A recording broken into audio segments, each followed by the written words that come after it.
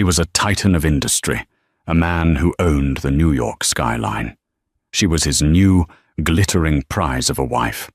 And standing before them, in the middle of the most exclusive gala of the year, was the woman they had both discarded. The ex-wife. What started as a whisper ended as a gunshot. The new wife mocked the ex-wife for the one thing she never had, a child. But as the billionaire husband laughed along, a laugh that echoed off the marble walls, he made the biggest mistake of his life. He didn't just humiliate his ex-wife. He unleashed her. He forgot who she really was, and in doing so, he just handed her the keys to his destruction. The air at the Metropolitan Museum of Art wasn't just air. It was a pressurized substance, thick with the scent of old money, new ambition, and 1,000 blooming peonies. The annual Pendleton Foundation Gala was the undisputed crown jewel of the New York social scene. To be invited meant you were someone. To be ignored meant you were everyone else. Eleanor Vance, for the first time in 6 years, was someone again. She had arrived alone, her name a quiet addition to the guest list, secured not by her past connection to the man whose name was carved into the museum's new wing, but by her own quiet, multi-million-dollar donation. She wore a simple, midnight blue gown by a designer no one had heard of yet, her only jewelry, the vintage sapphire earrings her grandmother had left her. She was elegant, understated, and completely invisible. Until she wasn't. Arthur Pendleton, her ex-husband, held court by the Temple of Dendur, a bronze pharaoh in a custom Tom Ford suit. On his arm was Serafina Duval, his new wife of 6 months. Serafina was a whirlwind of blinding white feathers and Harry Winston diamonds, her every movement calculated for the Vogue photographers. Eleanor had tried to avoid them. She had made her donation, exchanged pleasantries with the museum curator, and was planning a quiet exit. But Serafina had spotted her. Like a panther spotting a fawn, her eyes narrowed, and a cruel, beautiful smile spread across her face. She glided over, dragging Arthur with her. "Eleanor, I almost didn't recognize you. You look so simple. It's brave." Eleanor inclined her head. "Serafina." "Arthur. Arthur, darling, isn't she brave?" Serafina cooed, her hand drifting down to rest protectively on her own slightly rounded stomach. A new development, one that had been splashed across page 6 that very morning. Arthur, for his part, looked bored. "Eleanor, good of you to contribute." The air crackled. Serafina leaned in, her voice dropping to a conspiratorial hiss, yet pitched just loud enough for the small circle of donors and reporters nearby to hear. "I just feel so blessed," Serafina said, her hand caressing the bump. "To be able to give Arthur what he's always deserved. A legacy. An heir. It's the most important thing a woman can do, don't you think?" Eleanor's face remained a mask of polite indifference. "I think there are many ways to build a legacy, Serafina." Serafina laughed, a tinkling, brittle sound. "Oh, of course, for those who can't do it the natural way." She looked Eleanor up and down, a performative flicker of pity in her eyes. "It must be so, quiet, in your life. All that time, all that money, and no little ones to show for it. Such a shame you could never give him this." She paused for effect. "Some women are just incomplete." The words hung in the air, a deliberate, venomous strike.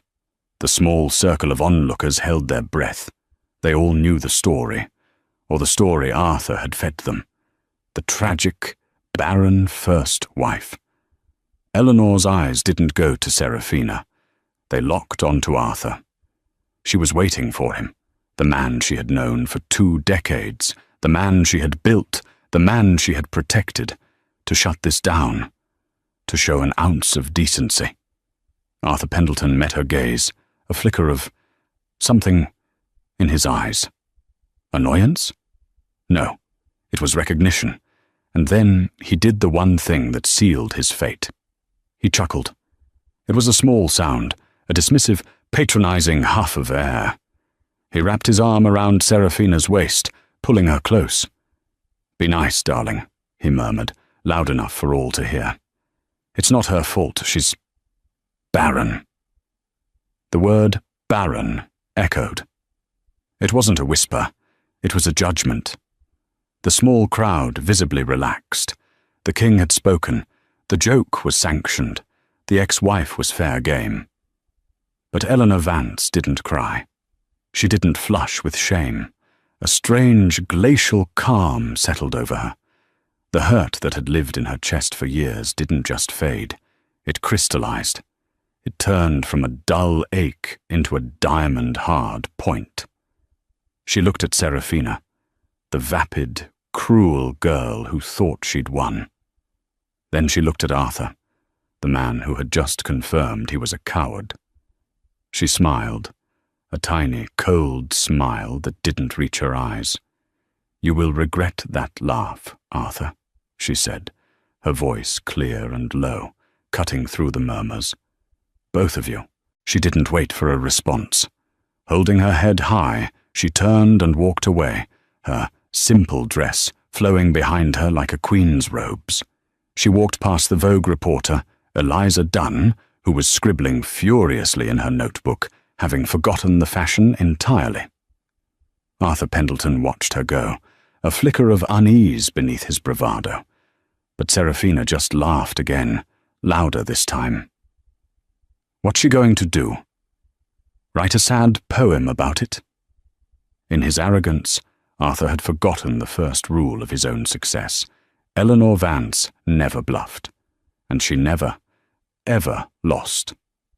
The drive back to her penthouse on Central Park West was silent. Her driver, a man who had been with her for 10 years, knew better than to ask if she'd had a nice evening. Eleanor didn't go to bed. She walked into her home office, a room that overlooked the park, its walls lined not with art, but with framed architectural blueprints and patents. She poured a single glass of Macallan 25, sat in her leather chair, and let the mask fall. The tears that came weren't for the insult. They were for the fool she had been. Barren. The word was a lie, a thick, suffocating blanket of a lie she had woven herself, a lie she had agreed to wear like a shroud to protect him. Her mind flashed back 12 years. They weren't Arthur Pendleton, the Titan, and Eleanor, the quiet wife. Then, they were just Arthur and Ellie, working out of a rented garage in Palo Alto. He was the salesman, the visionary with the $1 million smile. She was the brains. Eleanor Vance wasn't just a socialite. She held dual degrees from MIT in structural engineering and computer science. The core technology that Pendleton Industries was built on, a revolutionary biosynthetic material that was now in everything from skyscrapers to military aircraft, wasn't Arthur's. It was hers. It came from her graduate thesis. He had convinced her to put the company in his name. "It looks better," he'd said. "A strong front man. We're a team, Ellie. What's mine is yours." She had believed him, and as the company exploded, she had retreated, letting him take the credit. She loved the work, not the spotlight. Then came the desire for a family, or more accurately, Arthur's desire for an heir. They tried for 2 years. Nothing. Then came the appointments, the sterile, white rooms of fertility clinics, the invasive questions, the pitying looks from nurses. Eleanor's mind pinpointed the exact moment the lie began. A sterile office on Park Avenue. Dr. Evelyn Reed, the top reproductive endocrinologist in the country. The folder with the test results. Dr. Reed hadn't looked at Eleanor.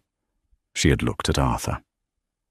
"The test results are conclusive," Dr. Reed had said, her voice gentle.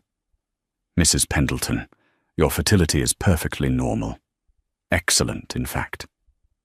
Arthur had beamed, a self-satisfied "I knew it" look on his face, until the doctor continued. "Mr. Pendleton, the issue is not with your wife. Your tests show extreme complications. Azoospermia. 0 viable count. It's congenital." She had paused. "To be clear, Mr. Pendleton, you are biologically sterile. You cannot have children. You never could." Eleanor remembered the silence, the sound of the clock on the wall. Ticking. Ticking. She had felt relief. It wasn't her. After years of feeling like a failure, it wasn't her. But Arthur had shattered. His arrogance, his swagger, it all crumbled. He didn't see a medical diagnosis. He saw an invalidation. "That's impossible," he'd hissed. "Your test is wrong. Run it again." "We ran it 3 times, Mr. Pendleton." This cannot get out," Arthur had stammered, his face pale. "My father. My board. They see me as weak. This would ruin me. A Pendleton who can't produce an heir? It's a joke." Eleanor had watched the man she loved dissolve into a paranoid, terrified boy. He had looked at her, his eyes pleading. "Ellie, please. No one can know. This will destroy the company. It will destroy us." And in that moment, she had made the choice that would define her life. She had taken his hand. "They won't know," she'd said. "It's me. I'll be the one. I'm the one who can't." She had sacrificed her reputation, her truth, her very identity to protect his fragile ego. For the team, their divorce, years later, was a quiet, amicable affair. The narrative was already set. Arthur desperately wanted a family, and poor, barren Eleanor couldn't give him one. He had been generous in the settlement, but the settlement was the second lie. Eleanor hadn't wanted his money. She had wanted her freedom. But she wasn't a fool. She had leverage, the original patents for her biosynthetic technology. She had agreed to license the core patents to Pendleton Industries for a nominal fee. The license was tied, inextricably, to a 20-page, ironclad non-disclosure and non-disparagement agreement. He could never speak of her. She could never speak of his condition. He paid her to be quiet. He paid her to take the blame. And tonight, with one laugh, one word, "Baron," in front of a Vogue reporter, he had broken the one-sided contract. Eleanor finished her scotch. The ice clinked in the empty glass. The hurt was gone, replaced by a cold, calculating fury. He hadn't just mocked her. He hadn't just called her Baron. He had set her free. She picked up her phone and dialed a number. It rang once. "Marcus," she said, her voice steady. "It's Eleanor. Wake up. We have work to do." Serafina Duval Pendleton admired her reflection in the black mirror surface of her penthouse elevator. The diamonds, the dress, the pregnancy glow. It was all perfect. She had won. She had taken down the ghost of Eleanor Vance. She swept into their sprawling apartment, kicking off her Louboutins. Arthur was already at the bar, pouring a stiff brandy. "Well, that was fun," Serafina trilled, kissing his cheek. "Did you see the look on her face? I thought she was going to turn to dust." "You laid it on a bit thick, don't you think?" Arthur grumbled, not looking at her.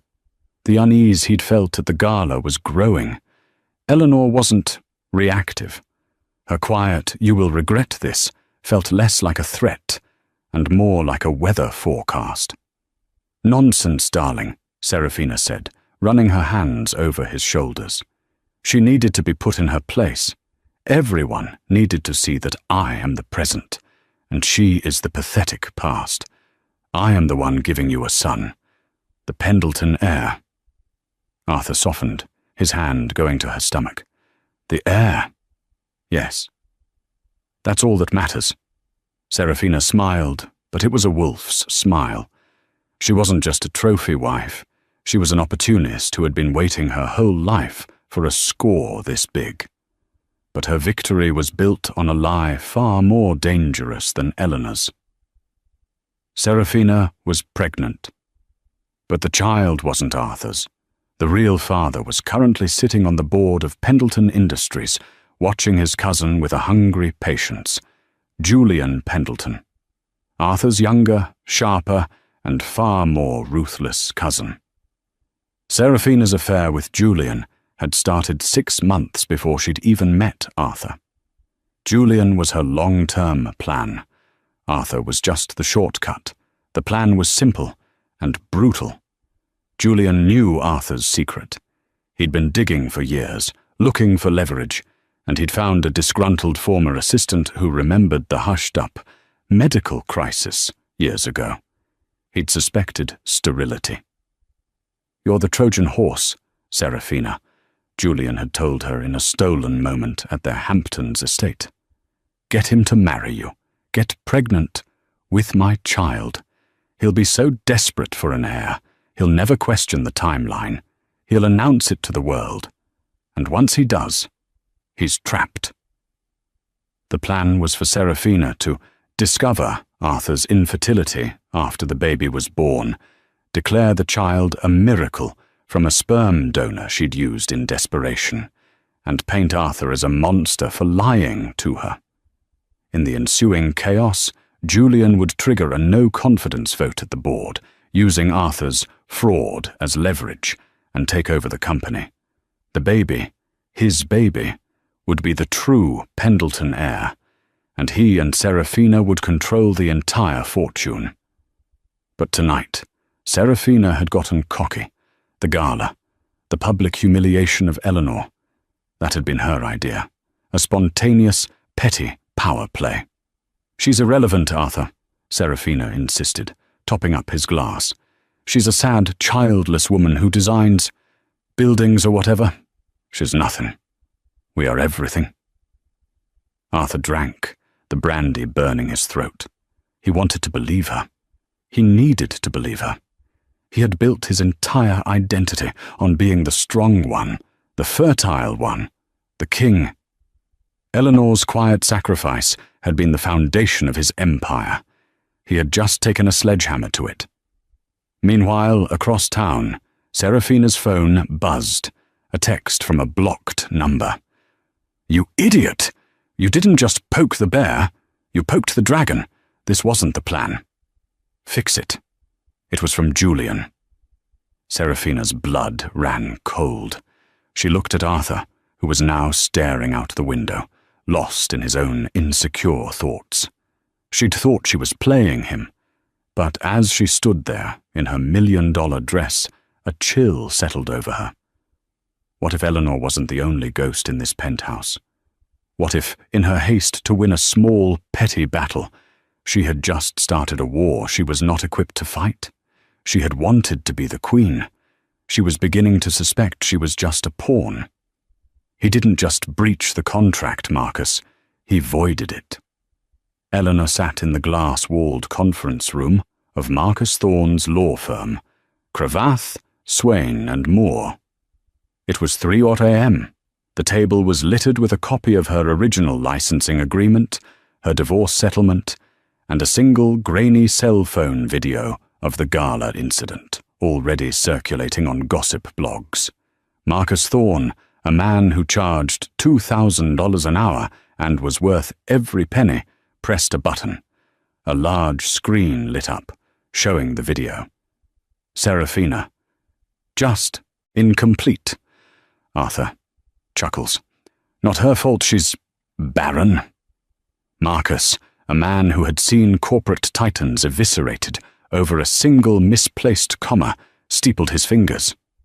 He said the word, barren, in public, in front of Eliza Dunn of Vogue, no less. It's a clear-cut violation of Section 4, Subclause A, the non-disparagement covenant. Exactly, Eleanor said, her voice devoid of emotion. And Section 12, Clause C. What does it say? Marcus read, a slow smile spreading across his face. It says, A breach of the non-disparagement covenant by either party renders all associated agreements, including the Pendleton-Vance Patent License Agreement of 2018, null and void at the discretion of the non-breaching party. He looked up, the full weight of her words hitting him. Eleanor, the Pendleton-Vance Patent License, that's not just a patent. That's the patent, the Vance synth material. It's the foundational technology for 92% of Pendleton Industries' product line, Eleanor stated, as if commenting on the weather. It's the material in their new Aegis line of military defense contracts. It's the core of their entire $80 billion valuation. Marcus leaned back. My God, Eleanor, you licensed it to him? For what? For $1 a year, and his silence.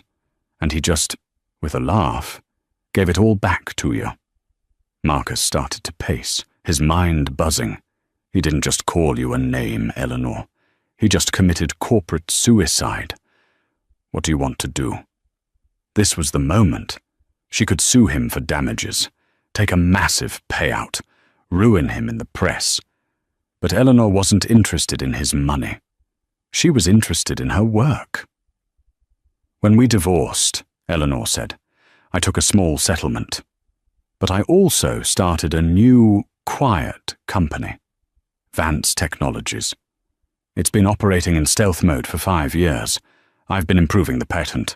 I've created Vance Synth 2.0. It's 50% stronger, 30% lighter, and 100% owned by me. Marcus stopped pacing. Eleanor, what are you saying? Arthur's company is built on an obsolete product. He just doesn't know it yet. And as of 9 now Leonard AM this morning, he no longer has the license to even use that. She slid a document across the table. I don't want to sue him for money, Marcus. I want to acquire. Marcus read the document.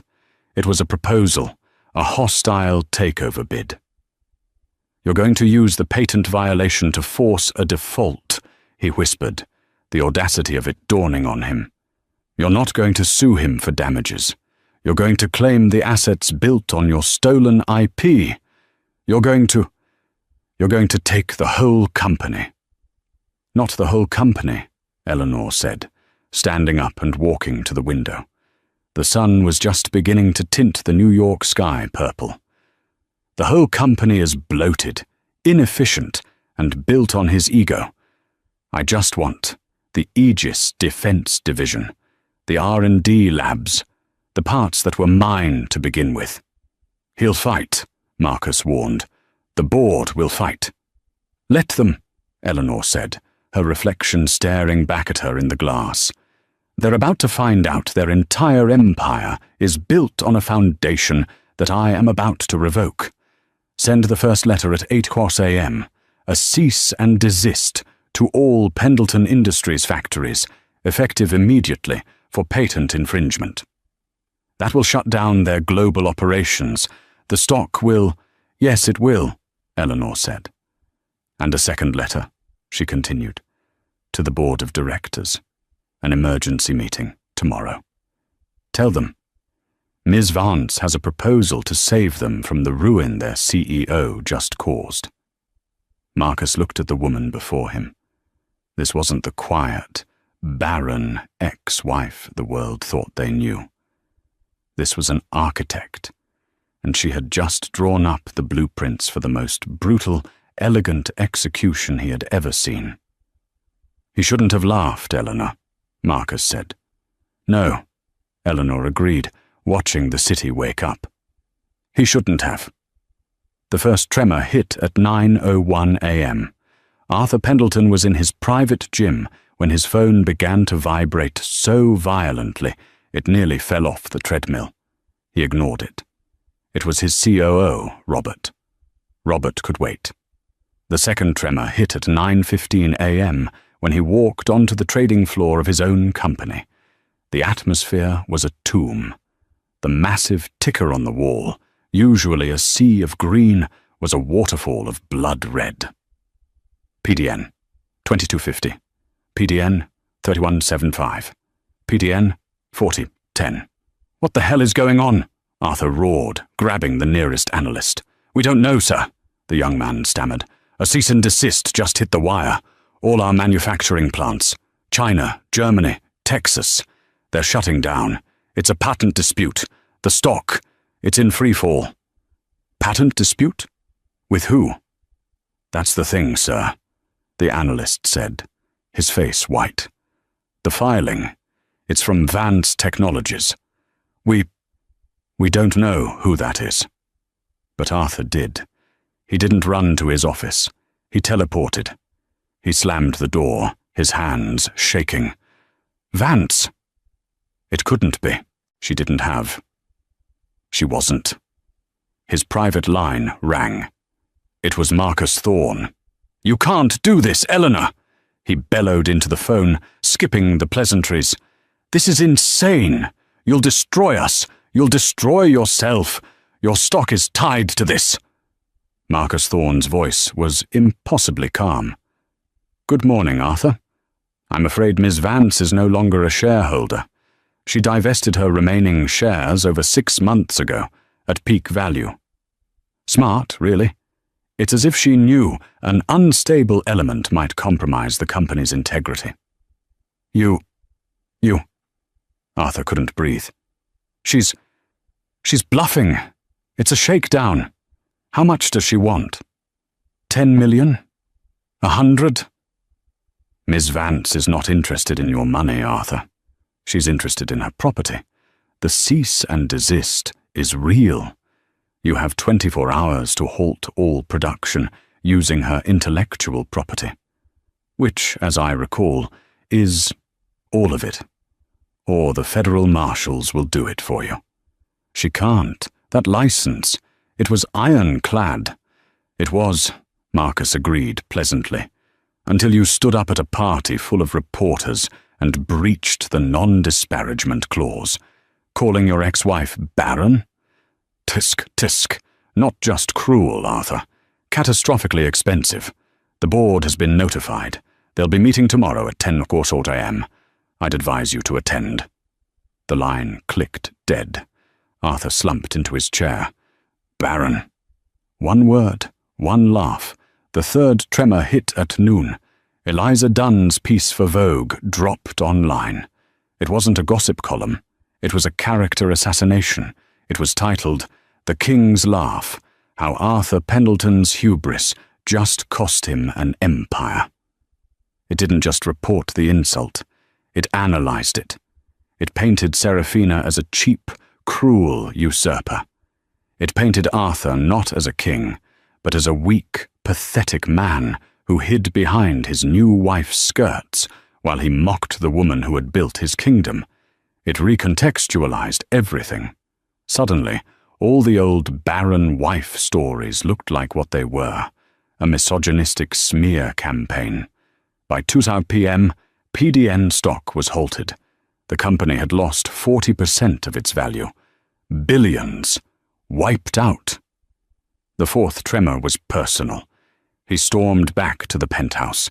Serafina was in the lounge, on the phone with her publicist, screaming. What do you mean Vogue won't take my call? I'm...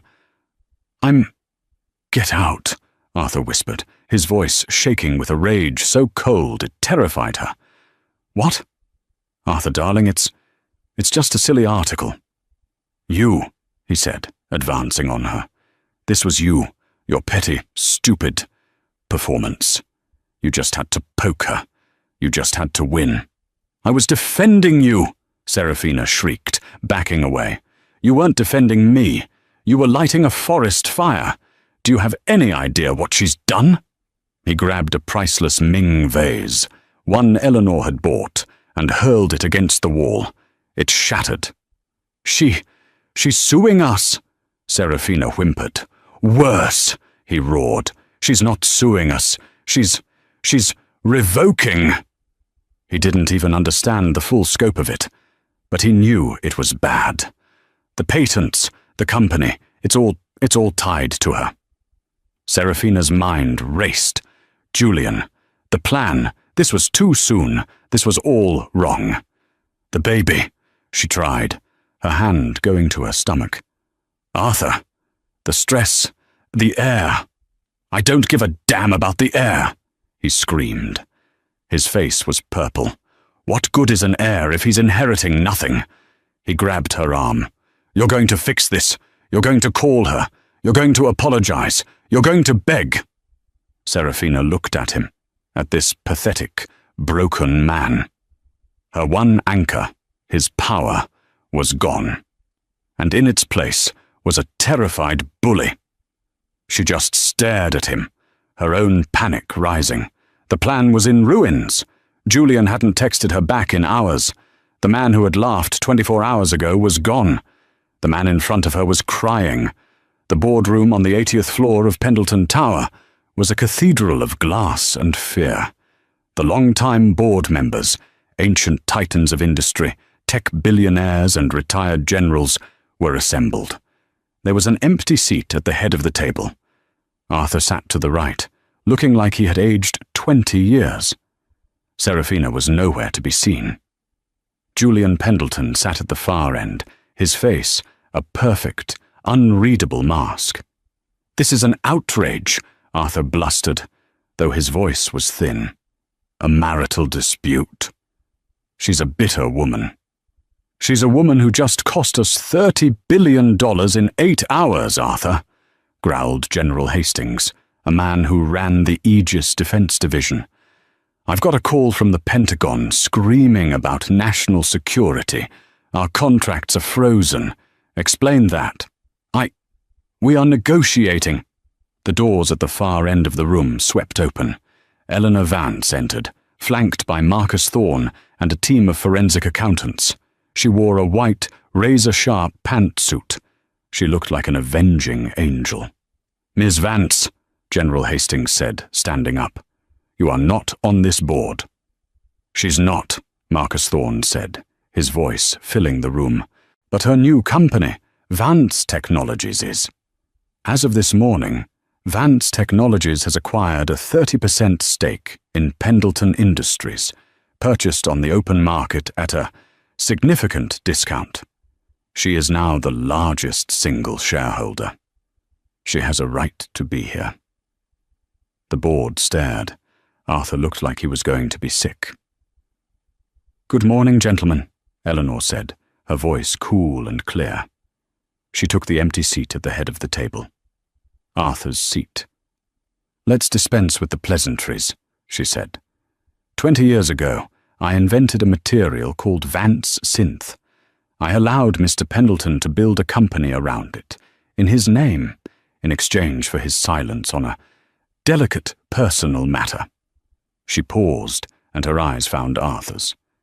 "He broke that agreement." "He called me Baron at a party," Eleanor said, and for the first time, every person in that room heard the story from her side.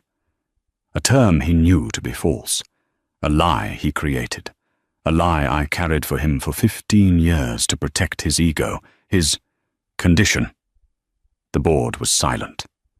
"Condition?" whispered one member. "Arthur Pendleton is, and always has been, sterile," Eleanor stated flatly. The gasp in the room was deafening. Arthur was exposed. The king was not just naked, he was a fraud. "Which," Eleanor continued, her gaze sweeping the table, "brings us to a fascinating secondary problem." Her eyes landed on Julian, and then, for the first time, she acknowledged the elephant in the room. "Serafina," she said, though the woman wasn't there. "His new wife, who is, according to page 6, pregnant." The room went from silent to a black hole. Arthur's head snapped up. He looked at Julian. Julian just smiled. The board members, men who lived and died by calculation, all did the math at the same time. Sterile man, plus pregnant wife. "It seems," Eleanor said, "that Mr. Pendleton's legacy is not his own." Arthur looked at Julian. The betrayal, the full betrayal, finally landed. The affair, the baby, the stock. It was a coup. "Julian, you," Arthur choked out. Julian finally spoke. "It was a good plan, Arthur, but you got sloppy. You let your ego get in the way." "So," Eleanor interrupted, reclaiming the room, "here is the situation. Your CEO is a fraud, his heir is an imposter, and your entire company is guilty of mass patent infringement. As of now." She clicked a button. The main screen lit up. "This," she said, "is Vance Synth 2.0. It's the technology I've been perfecting. It's what the market really wants. It makes the material you're all using obsolete." She offered them a choice. Option A, you do nothing. My cease and desist holds. Pendleton Industries is bankrupt by Friday. You all lose everything. I build my company on your ashes. She paused. Option B, you vote. Right now. You remove Arthur Pendleton as CEO. You remove Julian Pendleton from the board. I don't work with traitors. You give me a controlling interest. 51%. You make me chairwoman and CEO. In exchange, I will license Vance Synth 2.0 to this company. I will save the Aegis contracts. I will save your fortunes. General Hastings didn't hesitate. All in favor of the removal of Arthur Pendleton? Every hand went up, except Julian's and Arthur's. All in favor of the removal of Julian Pendleton? Every hand. All in favor, the General said, of instating Miss Eleanor Vance as chairwoman and CEO. The vote was unanimous. Arthur Pendleton just sat there, a hollow shell. He had lost his company, his wife, his fake child, and his legacy, all for a laugh. Eleanor stood up. Thank you, gentlemen. The new era of this company begins now. My team is securing the 80th floor. Arthur, Julian, security will escort you out. Eleanor walked over to Arthur, who was staring blankly at the table. She leaned in, her voice a whisper only he could hear. Who's incomplete now? The fallout was not a wave. It was a tectonic shift. The boardroom execution was so swift, so silent and so brutal that by the time the markets reopened, the narrative was already set. The Wall Street Journal ran a stark, black and white headline. Pendleton out, Vance in, the architect reclaims her throne. The story, which had been fed by Marcus Thorne's perfectly prepared press kit, complete with the original patent license and a copy of the gala's non-disparagement clause, was not a story of gossip. It was a story of corporate malfeasance, intellectual property theft, and the ultimate righteous correction. The city, and the world, was stunned. But for the players at the center of the storm, the end was only the beginning. The first tremor of the New World Order happened the second the vote was finalized. 2 uniformed security guards, men who had bowed to Arthur Pendleton for a decade, entered the boardroom. They were not aggressive, but their new allegiance was terrifyingly clear. Mr. Pendleton. Mr. Pendleton. The head of security, a man named Frank, said, his voice flat. He looked not at Arthur, but at Eleanor. She gave a single, almost imperceptible nod.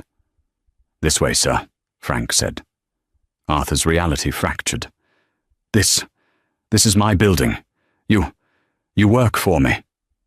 Our duty is to the board and the CEO, sir, Frank replied, his hand gesturing firmly to the door. And the board has made a change. Julian Pendleton was already on his feet. He was a different breed of animal. Arthur was a bully who had deflated. Julian was a viper who had been cornered. His face was a mask of cold, calculating fury. He straightened his $10,000 suit, his eyes locking on Eleanor. He said nothing, but the look was a promise of a war yet to come. Eleanor met his gaze, unfazed. Your access codes were deactivated during this meeting, Julian. Your company-issued car is being returned. I'm sure you know your way to the main elevators. I'd advise against the side exit. Page 6 is already there. She had thought of everything. She hadn't just beaten him. She had humiliated him, trapping him in the same media circus he had tried to create. Arthur was a different story. He was a ghost, stumbling from the room. He didn't speak. He just walked. The two men, the cousins, the conspirators, didn't look at each other as they were escorted out. The elevator ride down was silent. Julian stared at the numbers. Arthur stared at the floor. When the doors opened to the grand lobby, it was a war zone. The rumors had leaked. 100 camera flashes exploded, a wall of white-hot light. "Arthur, is it true? Mr. Pendleton, have you been fired? Who is Eleanor Vance? Is Seraphina's baby really Julian's?" The last question hit Arthur like a physical blow. He staggered, shoving a reporter. Get off me!" Julian, meanwhile, simply melted into the chaos, a shadow disappearing into the crowd, his face a thundercloud. But Arthur was trapped. He was the spectacle. He fled, shoving his way into a waiting car, one he didn't realize was his last, and screamed at the driver to just go. He stormed into the penthouse to find Seraphina, not in tears, but in a state of frantic, terrified packing. Not suitcases. She was stuffing Birkin bags with the diamonds, the watches, the bonds she kept in the safe. They kicked you out," she stammered, her hands full of glittering necklaces. "Arthur, what do we do?" Arthur looked at her, at the stolen goods, at her terrified, vapid face, and the last shred of his denial snapped. "We!" he roared, a sound so primal it made her drop a diamond bracelet. "There is no we, you filth. Arthur, you have to fix this. The baby, our baby, ours." He advanced on her, and for the first time, Seraphina saw not a fool, but a monster. "I knew it. I knew it was his. You and Julian, you planned this." "You laughed," she shrieked, backing away. "You were supposed to be the king. You were supposed to protect me. You were so weak, you let her. That nothing—" "She is not nothing," Arthur screamed, his voice cracking. "She's everything. She's the company. She's the money. She's the heir. And you stupid girl. You just had to mock her." He grabbed her arm. "This is all your fault." "My fault? You're the one who's sterile. You pathetic old fraud." The word hit him harder than any camera flash. He stopped. The fight drained out of him, replaced by a cold, black emptiness. He let go of her arm. "Get out," he whispered. "What?" "The lawyers. My lawyers. Well, her lawyers now. They're freezing everything. The accounts, the cars, this penthouse." He looked around, as if seeing the gilded cage for the first time. "It's all tied to the company. It's all hers. It always was." Seraphina's blood ran colder than the diamonds in her hand. What do you mean?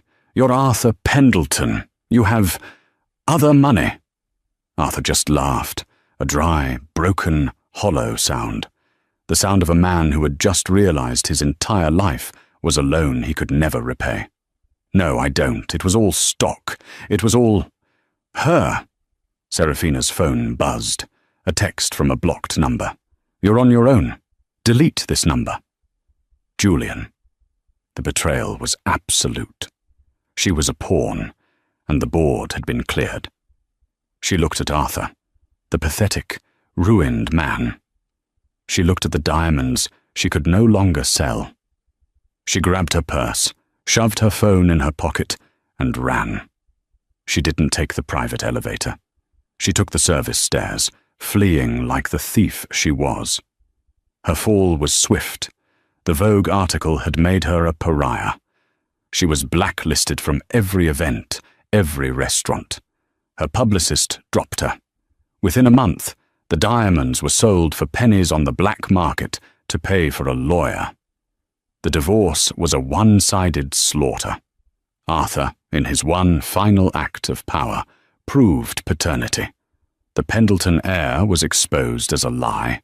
Serafina was last seen by a Page 6 photographer, not at the Met, but at Port Authority, arguing with a bus station clerk, her face swollen from crying.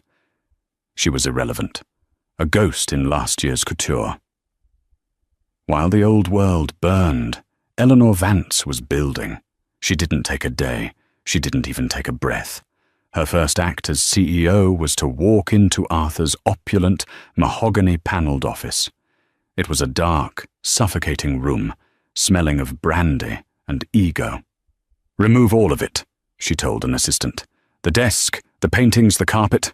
I want glass, steel, and light. I've had enough of shadows."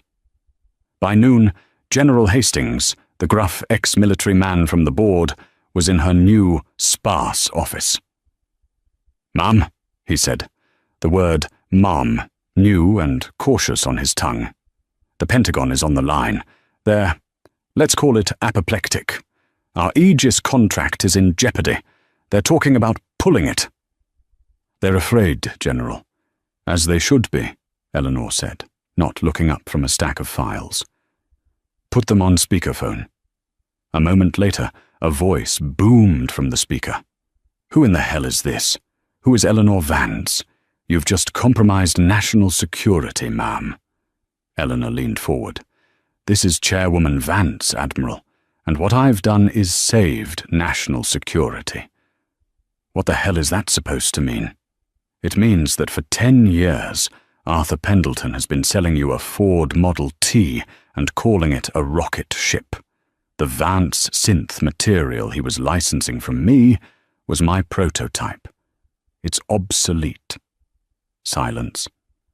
"As of this morning," Eleanor continued, "Vance Pendleton Industries is halting all production on the old Aegis line.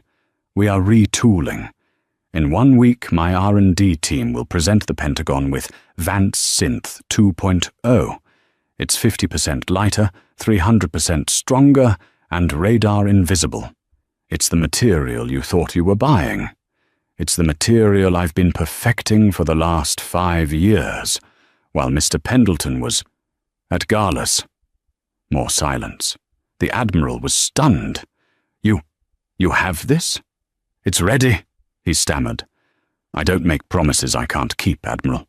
You'll have the new specs by 5 o'clock, and you'll find our new bid is 10% cheaper, as we're no longer padding the budget for executive luxuries. It's a pleasure to do business with you." She cut the line. General Hastings stared at her. He had served with presidents, with kings. He had never seen anything like this. A slow smile spread across his face. He was a soldier. He recognized a true commander. "Welcome aboard, ma'am," he said. And this time, he meant it. Months passed. The company, under her leadership, didn't just stabilize, it soared. The engineers and designers, who had been stifled under Arthur's sales-first mentality, were unleashed. They worshipped her. She spoke their language. She was one of them. Forbes put her on the cover. The trillion-dollar architect, the woman who built, was betrayed and built it better. But as her star rose, the others found their final, fitting hells. Julian Pendleton found his in exile. He was rich, yes. The buyout, though forced, had left him with billions. But Eleanor's lawyers had been meticulous. The 10-year, ironclad non-compete he'd been forced to sign was a global masterpiece. He couldn't trade, he couldn't build, he couldn't sit on a board. He was last spotted in Geneva, a man with all the money in the world and nowhere to spend it, reduced to reading about Eleanor's triumphs in the Financial Times. For a man who lived for the game, he was now a permanent spectator. It was a prison of his own making. Arthur Pendleton found his in a glass. He had not, as Serafina had, disappeared. He had worse. He lingered. He was the butt of a city-wide joke. He was Baron Arthur, the man who had it all and lost it for a laugh. He still haunted the old bars of the Upper East Side, a ghost in a fraying Tom Ford suit, trying to get bartenders to run a tab he could no longer pay. He'd corner strangers, his breath sour with brandy, and slur. You know who I am? I built that city, and my barren, bitter ex-wife. She stole. But no one ever listened. He was a living relic, a monument to his own stupidity. And Eleanor? She was, for the first time, free. One afternoon, a year to the day after the boardroom execution, she received a call. It was Dr. Evelyn Reed, the endocrinologist. "Eleanor," the doctor's voice was soft. I just read the Time magazine profile. Woman of the Year. I wanted to apologize for all those years. I was bound by ethics, by his threats.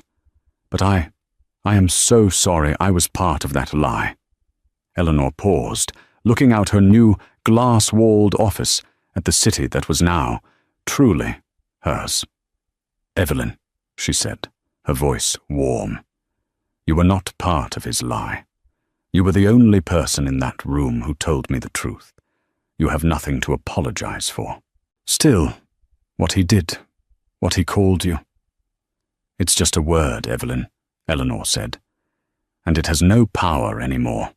In fact, I'd like to invite you to something, a groundbreaking." The groundbreaking was not at the Met. It was not in Manhattan. It was in the Bronx, on a piece of land that had been empty for a decade.